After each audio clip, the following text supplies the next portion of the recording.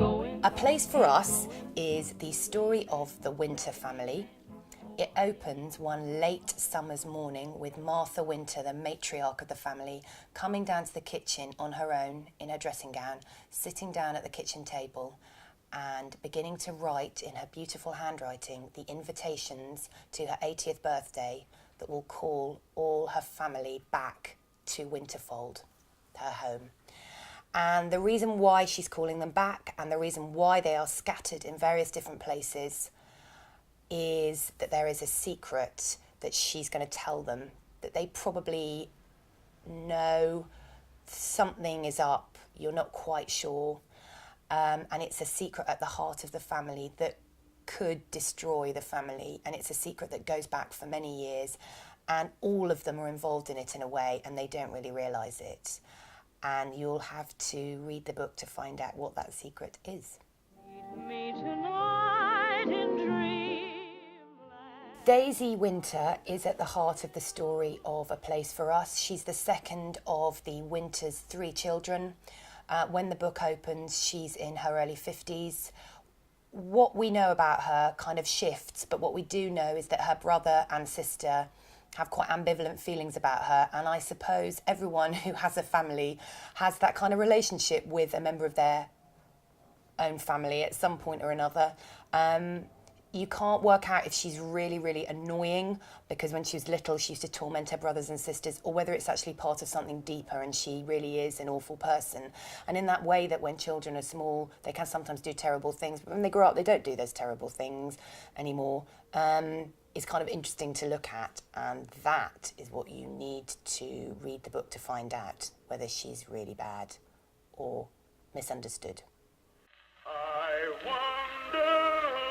Joe Thorne is the chef who runs the local village pub in Winterfold, which is the village the Winter family lives in. And Joe is a really, really lovely man. He's from Yorkshire and he's left his son behind and a bad ex-relationship to come and live in this village where he knows no one. And he slowly becomes part of the family, the Winter family, in various different ways, where he becomes involved with them. And I wanted to write a character that wasn't like a lot of conventional romantic heroes, which I've always enjoyed in the past or loved in a kind of Pride and Prejudice Mr. Darcy way. Real men aren't really like that, and I don't know if it would actually be that satisfying to live with a Mr. Darcy character. Joe is really kind, he means well, he makes mistakes, he screws up. He's a normal, good, honest guy who is human, completely human, and it's that vulnerable streak in him and his love for his son, which is, for me, his most compelling and adorable quality and what made me absolutely love thinking about him. I think everyone has a dream home that they want to live in, and everyone wants to create the perfect family home. And Winterfold, in A Place for Us, was and is that house for Martha and David, the main couple in the story.